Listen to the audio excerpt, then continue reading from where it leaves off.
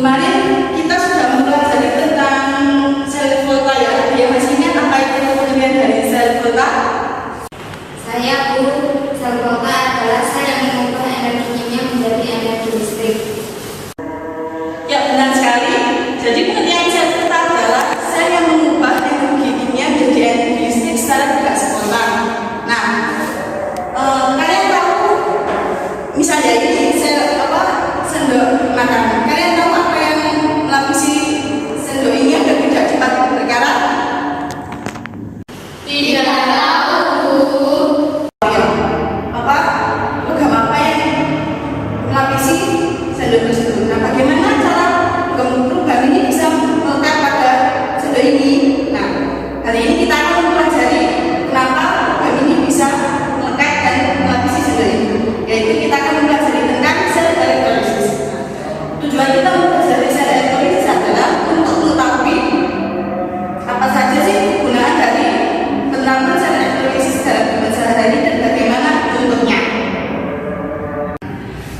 Agar kalian lebih paham apa itu sel elektrolisis, Ibu sudah share video ke grup kelas. Silakan itu video yang Ibu share, silakan dilihat terlebih dahulu. Ibu kasih waktu 15 menit untuk melihat dan memahami video yang tadi Ibu kirim ke dalam grup kelas. Hey guys, di video kali ini kita akan belajar mengenai sel elektrokimia.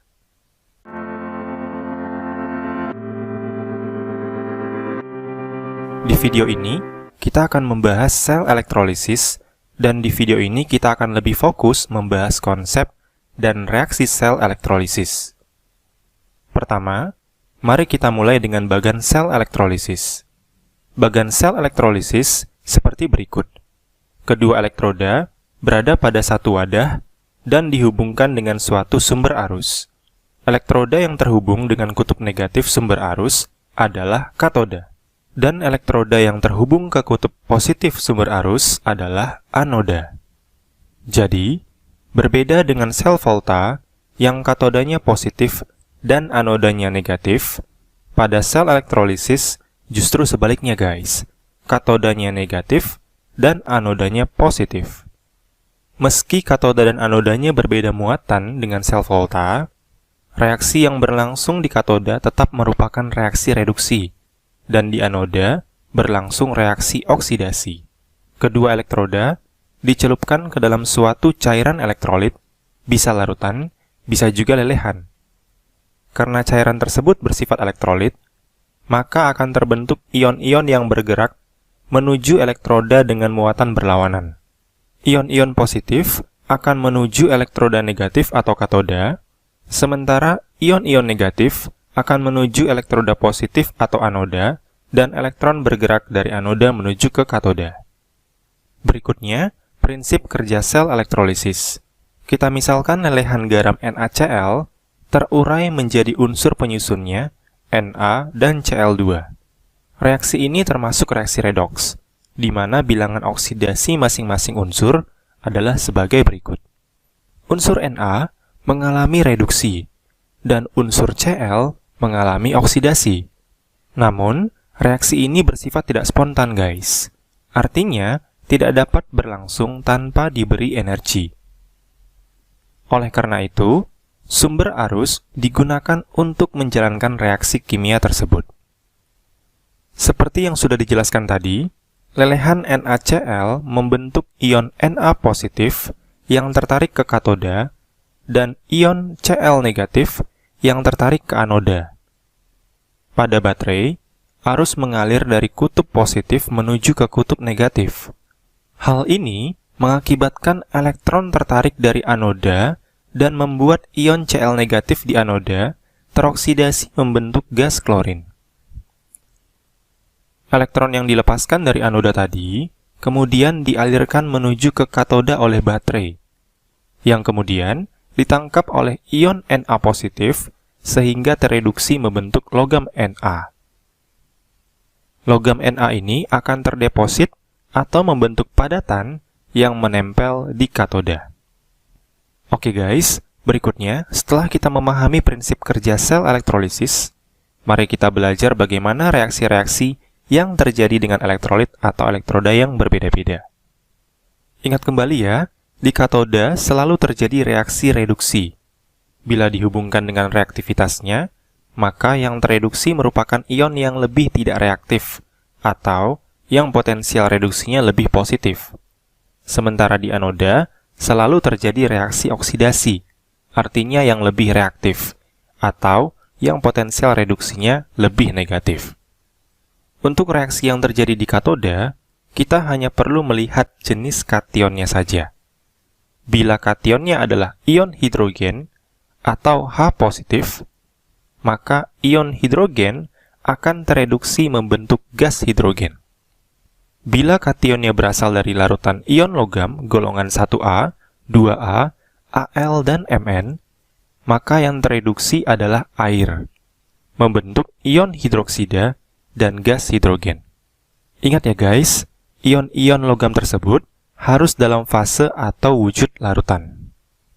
Namun, bila ion-ion logam golongan 1A, 2A, Al, dan Mn dalam fase cair atau lelehan, ditambah lagi ion-ion logam selain di atas, baik dalam wujud larutan maupun lelehan, kita bisa kelompokkan ke dalam logam lain. Maka, di katoda akan terjadi reduksi ion logam tersebut, dan padatan logamnya akan terdeposit atau mengendap di katoda. Jadi, itu reaksi-reaksi yang berlangsung di katoda, guys. Apapun jenis elektroda di katoda, kita hanya perlu melihat kationnya saja. By the way, jangan kebalik ya antara katoda dengan kation. Kemudian, kita lihat reaksi yang ada di anoda. Pertama, kita lihat dulu jenis elektrodanya, guys. Apakah reaktif atau inert?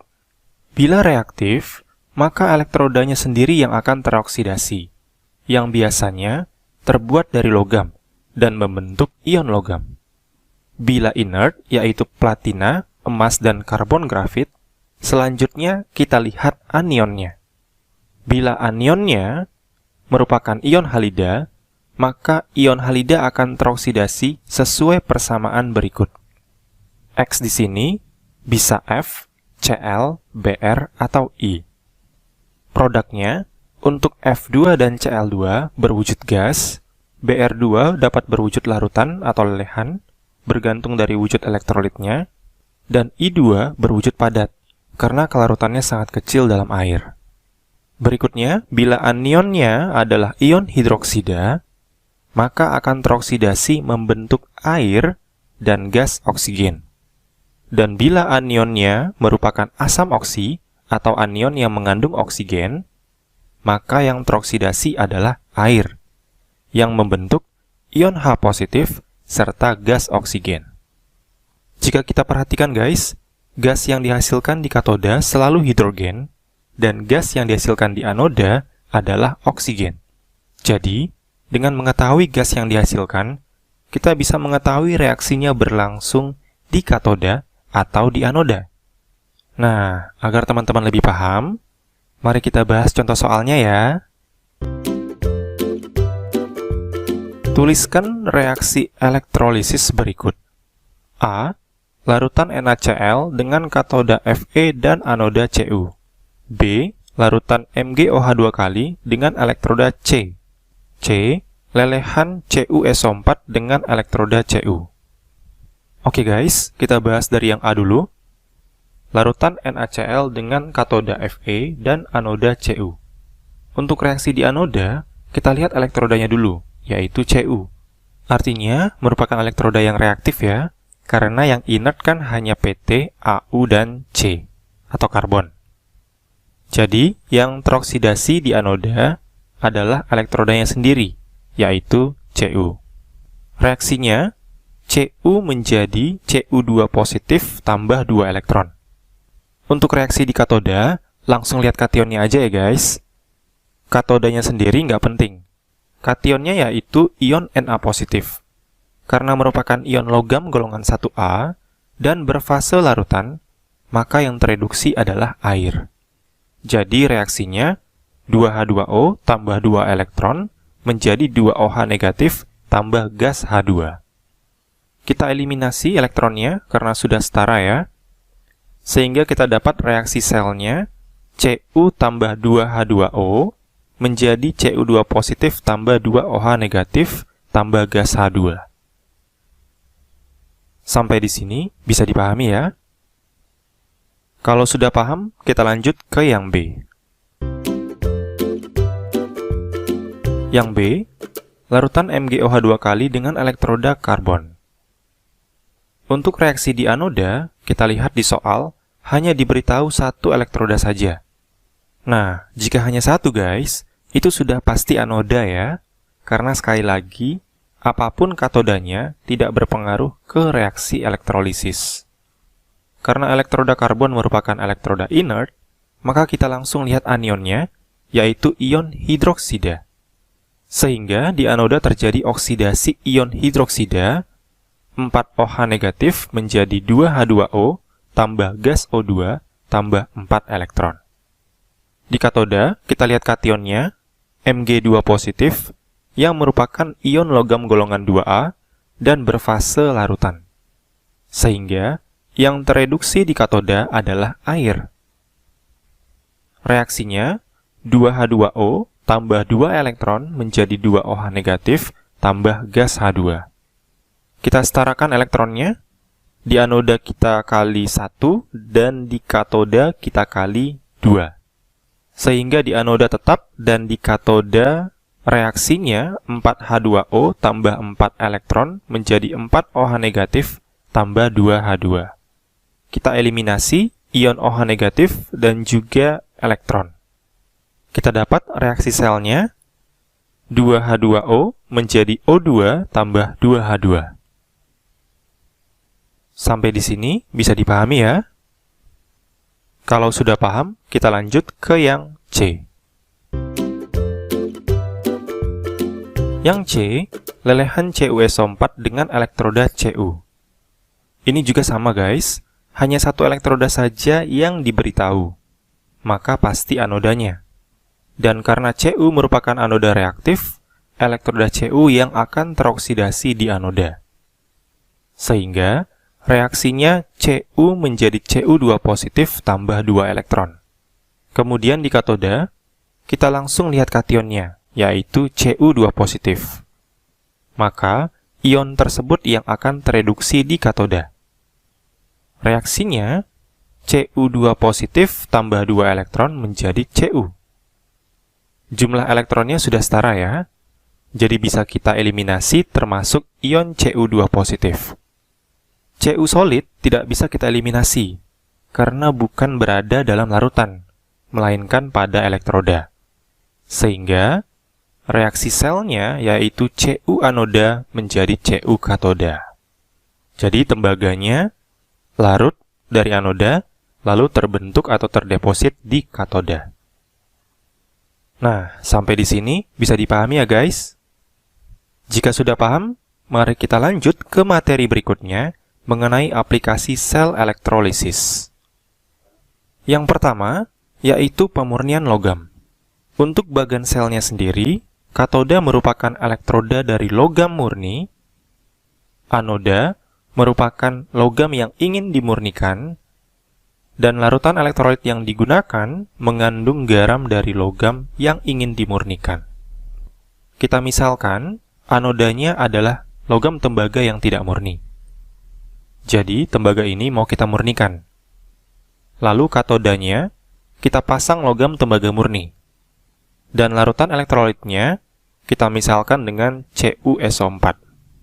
Sehingga nanti reaksi di anoda, yaitu Cu menjadi Cu2 positif tambah 2 elektron, dan reaksi di katoda, Cu2 positif tambah 2 elektron menjadi Cu. Kita eliminasi Cu2 positif dan elektron, dan reaksi selnya Cu anoda menjadi Cu katoda. Dari reaksi tersebut, bisa kita lihat bahwa anoda akan semakin kecil ukurannya akibat oksidasi Cu yang kemudian terdeposit di katoda menjadi logam murni. Selanjutnya, aplikasi kedua, penyepuhan atau elektroplating. Di katoda, elektrodanya kita buat objek yang ingin dilapis atau disepuh. Di anoda, Elektrodanya merupakan logam yang kita gunakan untuk melapisi objek, dan larutan elektrolitnya juga mengandung garam dari logam yang melapis. Misalnya, kita ingin melapisi sendok dengan perak. Maka, di anoda kita pasang logam perak sebagai elektroda, dan di katoda kita pasang sendok besi sebagai objek. Kemudian, larutan elektrolitnya yaitu AgNO3. Sehingga nanti reaksi di anoda yaitu Ag menjadi Ag positif tambah elektron, lalu di katoda Ag positif tambah elektron menjadi Ag. Setelah Ag positif dan elektron dieliminasi, kita dapat reaksi selnya yaitu Ag anoda menjadi Ag katoda. Nah, sampai di sini bisa dipahami ya guys? Bagi teman-teman yang masih belum paham, atau mungkin memiliki pertanyaan seputar penjelasan video tadi, teman-teman bisa langsung menuliskannya di kolom komentar di bawah ini, like video ini jika kamu suka, dan share ke semua teman-teman kamu. Bagi yang belum subscribe, klik tombol subscribe dan bunyikan loncengnya, agar kamu bisa terus mendapatkan updatean video terbaru dari kita. Oke, terima kasih ya guys. Semangat belajar! Ada yang tahu pengertian dari sel elektrolisis?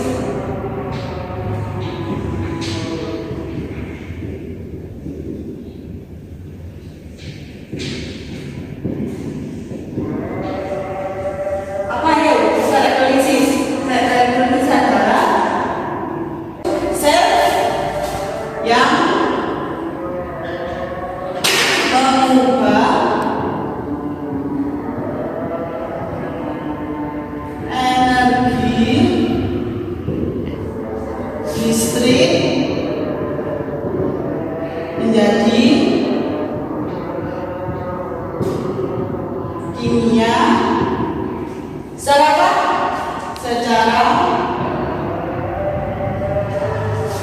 spontan.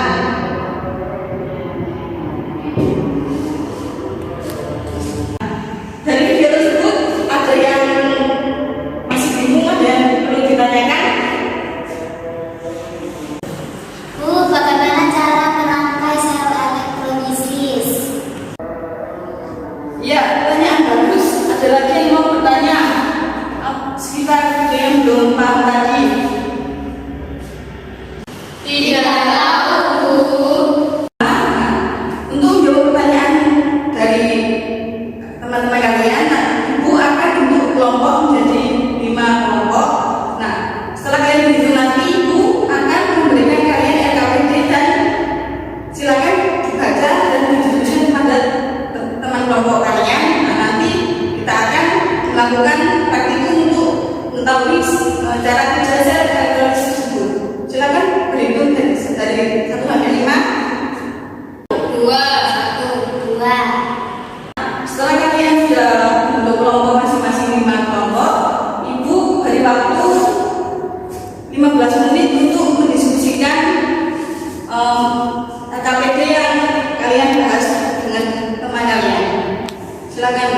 Karena waktunya sudah habis, Ibu tunjuk ya untuk satu kelompok untuk mempresentasikan hasil diskusi yang kalian diskusikan. Kelompok 1 silakan maju untuk mempresentasikan hasil diskusinya. Di sini saya sebagai kelompok perwakilan kelompok 1 akan mempresentasikan hasil diskusinya, yaitu penyembuhan sendok besi dengan perak. Pada proses elektrolisis ini, sendok sebagai katoda dan perak sebagai anoda. Larutan elektrolisisnya adalah larutan perak nitrat. Reaksi yang terjadi yaitu katoda, yaitu Ag plus elektronin akan menjadi Ag, dan anodanya yaitu Ag menjadi Ag